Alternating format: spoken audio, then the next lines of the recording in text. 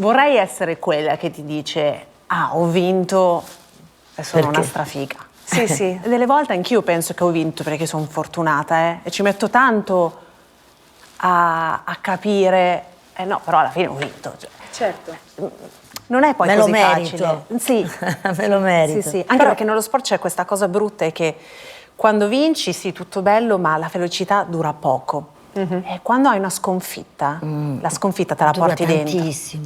e non va più via. E delle volte io mi chiedo, ma cosa lo faccio a fare se devo soffrire così tanto? È più un momento che odio questo sport che lo amo. Sì. Secondo voi Modesta aveva il senso del fallimento? No. Anche secondo me no. Proprio no, proprio no. No, io non... Però aveva il senso E Scevra del da suo senso di corpo, colpa della sua come È il senso me. della che- vergogna la anche, sedu- La certo. seduzione del corpo, per esempio. Sì. Sì, sì. Io ero timidissima, ma sapevo, non mi amavo, non mi amavo, però sapevo che il mio corpo attraeva moltissimi uomini, eppure non mi amavo per niente, però facevo in modo di farmi notare i pantaloni più corti, eccetera, insomma.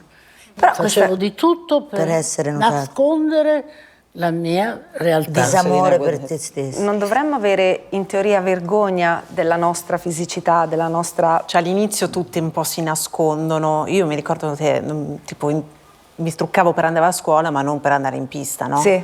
Perché pensavo che gli altri mi vedessero meno seriamente se mi truccavo. Poi a un certo punto mi sono detta, ma sai che c'è? Ma se io mi sento meglio, ma perché no? Certo. Però è un percorso che secondo me fanno tutte le donne, quello di scoprire la propria femminilità, la propria sessualità. C'è chi poi ci arriva molto presto, come Modesta, Come Modesta. oppure c'è chi ci mette Sì, un impiega po' di più più tempo.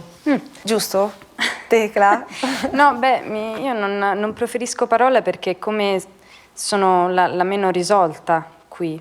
Cioè, Perché sei giovane. Ma Certo. in quantità di esperienza di vita, tutte queste cose di cui state parlando, io sono ancora allo step prima.